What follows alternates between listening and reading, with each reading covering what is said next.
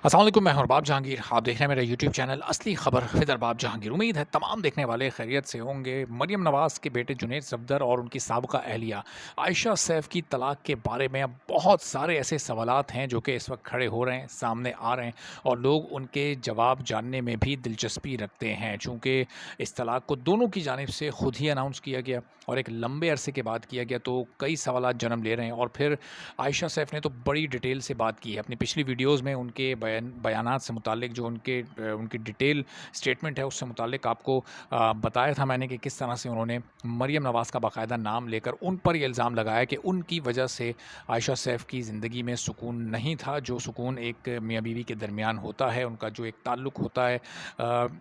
बहुत मुश्किल उनकी ज़िंदगी गुजर रही थी चूँकि मदाखलत बहुत ज़्यादा थी। अब जो सवालात इस वक्त लोगों के जहनों में जन्म ले रहे हैं और जो सामने आ रहे हैं वो ये है कि क्या जुनैद सफदर या मरियम नवाज़ किसकी जानिब से आयशा सैफ के साथ ज़्यादती की गई, उनके साथ गलत रवैया रखा गया, इतना रवैया गलत रखा गया कि हालात फिर यहाँ पर पहुँचे। रमज़ानुल मुबारक में क्या हुआ आखिर ऐसा कि आयशा सैफ को अपना घर छोड़कर वापस अपने पेरेंट्स के घर कतर जाना पड़ा, यानी वो मुल्क ही छोड़ गई, घर तो बहुत दूर की बात है, वो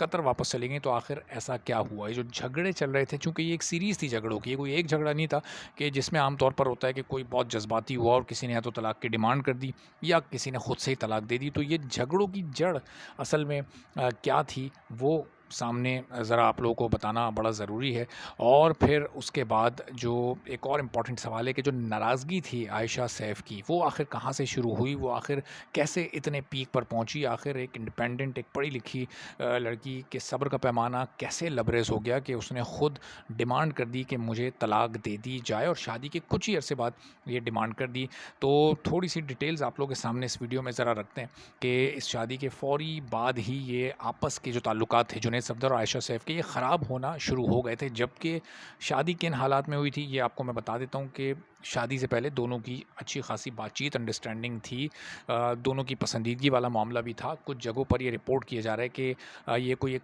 सिर्फ और सिर्फ एक बिज़नेस डील थी और दोनों की आपस में कोई अंडरस्टैंडिंग नहीं थी और जुनैद सफदर किसी और लड़की में इंटरेस्टेड थे। तो ये वाला मामला ये नहीं है। ये बिल्कुल ये एक बेबुनियाद बात है, कहीं कोई किसी और लड़की का चक्कर नहीं है। बल्कि अगर इसमें जो सबसे बुनियादी किरदार है समझें इस तलाक में, वो आयशा सैफ ख़ुद इल्ज़ाम की सूरत में नाम ले चुकी हैं। मरियम नवाज़ का उनका स्टेटमेंट रिकॉर्ड पर है, उस पर बड़ी डिस्कशन भी हुई है। तो अब ये कुछ ही अरसे बाद ये झगड़ों का ये सिलसिला शुरू हुआ। जो शरीफ फैमिली की डिमांड्स थी आयशा सैफ से,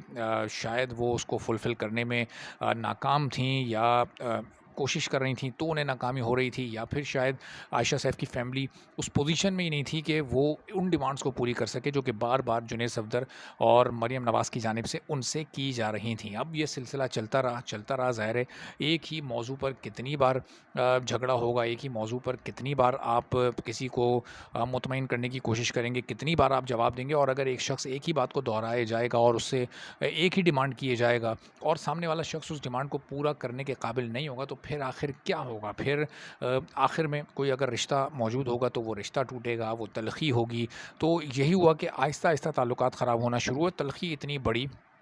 इतनी बड़ी कि ये जो पिछले रमज़ान गुज़रे हैं इसमें आयशा सैफ ने अपना घर छोड़ा। इसमें उन्होंने जुनैद सफदर से कहा कि बस मैं इससे ज़्यादा बर्दाश्त नहीं कर सकती आपका और मेरा सफ़र शायद यहीं तक था, अब आप मुझे तलाक दे दें और अब मैं इस घर में और आपकी फ़ैमिली के साथ मज़ीद नहीं रहूँगी। और कहीं कुछ सोर्सेस से इस तरह की भी बातें सामने आई हैं कि उस वक्त भी उन्होंने मरियम नवाज़ का नाम लिया कि उनके साथ अब गुजारा बहुत मुश्किल है, अब मुमकिन नहीं है, तो मैं अपने घर वापस जा रही हूँ। और फिर फ़ौरी तौर पर उन्होंने अपनी रवानगी का पूरा इंतज़ाम किया और वो अपनी फ़ैमिली के पास वापस चली गई। लेकिन जाने से पहले जो उन्होंने एक काम किया, यानी जो उनकी नाराज़गी अपने पीक पर पहुंची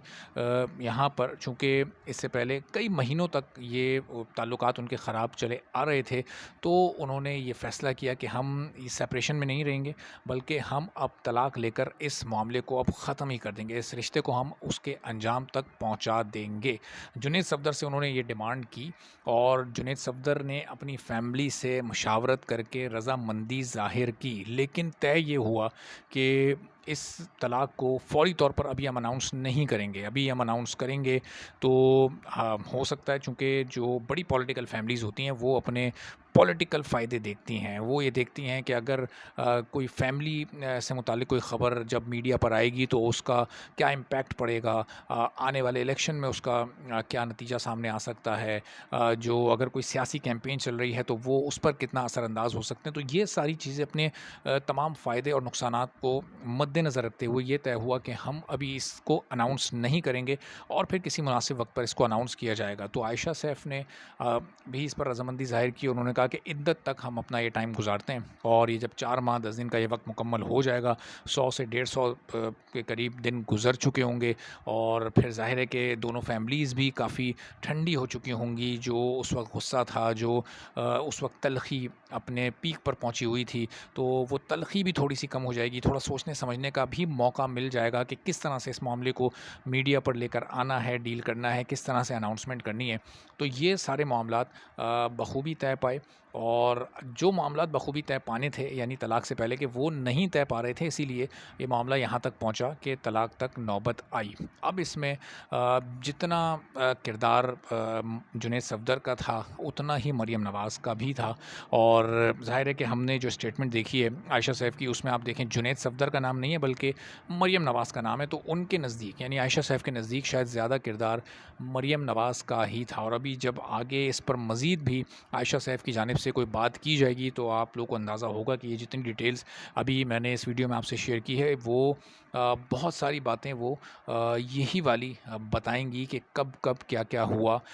کس کس وقت کون کون سے ایونٹ کے موقع پر ان کے ساتھ ان کو کیا کہا گیا، ان کے ساتھ کس طرح کا رویہ رکھا گیا، ان پر کیا کیا پابندیاں لگائی گئیں، جس کے نتیجے میں پھر حالات اتنے خراب ہوئے کہ ظاہر ہے یہ نوبت یہاں تک آئی۔ جب کہ سب کو یاد ہے کہ جس وقت یہ شادی ہوئی تھی اس وقت کتنے اہتمام کے ساتھ یہ شادی ہوئی تھی، کتنی زیادہ اس کو کوریج ملی تھی، کتنے زیادہ اس کے ایونٹس ہوئے تھے، بلکہ بات تو یہاں تک پہنچ چکی تھی کہ مریم نواز جس ایونٹ میں جو کپڑے پہنتی تھیں ان کے ڈریس کی قیمت سے متعلق اندازے لگائے جاتے تھے، اور ان کے بیگ سے متعلق، ان کے اوور آل ان کی سٹائلنگ سے متعلق، ان کے میک اپ سے متعلق اندازے لگائے جاتے تھے کہ کیا چیز کتنے کی ہے، اور پھر اس برانڈ کی چیزوں کو گوگل کر کے جا کر دیکھ کر لوگ قیمت سے متعلق بھی بتاتے تھے کہ اتنے لاکھ کا یہ جوڑا مریم نواز نے اس ایونٹ میں پہنا ہے۔ تو یہ کروڑوں روپے اس شادی پر خرچ ہوئے تھے، چونکہ بڑے بڑے ہوٹلز میں اس شادی کے ایونٹس کیے گئے، اور بہت ہی لگژری سٹائل کی، بہت ہی ایک شاہانہ انداز کی یہ شادی تھی جس پر اتنا زیادہ پیسہ خرچ ہوا، لیکن اس کا انجام بہت ہی افسوسناک ہوا۔ بڑی ہی شارٹ ٹرم یہ شادی رہی، اور عام طور پر جو اس طرح کی پولیٹیکل فیملیز ہوتی ہیں ان کے درمیان جو یہ شادیاں ہوتی ہیں آپس میں، تو وہ ان میں سے اکثر شادیوں کا انجام اسی طرح سے ہوتا ہے، بڑی ہی شارٹ ٹرم وہ شادیاں ہوتی ہیں، چونکہ پھر انہی وجوہات کی بنا پر جو وجوہات اس میں سامنے آ رہی ہیں یعنی نفع نقصان، فائدہ اور نقصان، تو یہی وجوہات ہوتی ہیں جس کی وجہ سے پھر تلخی بڑھتی ہے، اور جب تلخی بڑھتی ہے تو پھر ایک فریق کی جانب سے کہا جاتا ہے کہ پھر ہم اس رشتے کو ختم کرتے ہیں۔ اب جنید صفدر اور عائشہ سیف سے متعلق اس سٹوری میں مزید جو بھی ڈیولپمنٹ ہوگی آپ کو اپڈیٹ کرتے رہیں گے، کیونکہ ابھی عائشہ سیف یقینی طور پر آگے اس پر مزید بات کریں گی۔ ابھی انہوں نے ایک انیشل اناؤنسمنٹ کی ہے، اور اس پر اب وہ ڈیٹیل سے ڈسکشن لازمی طور پر آنے والے دنوں میں کریں گی، اور اب جب میاں نواز شریف بھی پاکستان واپس آ رہے ہیں تو اس پوری صورتحال میں اس خبر کا جو کہ سوشل میڈیا پر بہت زیادہ اچھالی جا رہی ہے، تو اب اس خبر کا کیا امپیکٹ ان کی واپسی پر پڑے گا، آنے والی ویڈیوز میں آپ کو اس بارے میں اپڈیٹ بھی کرتے رہیں گے۔ آپ چینل پر نہیں تو چینل سبسکرائب کر لیں، بیل آئیکن پریس کر دیں۔ اجازت دیجیے، اللہ حافظ۔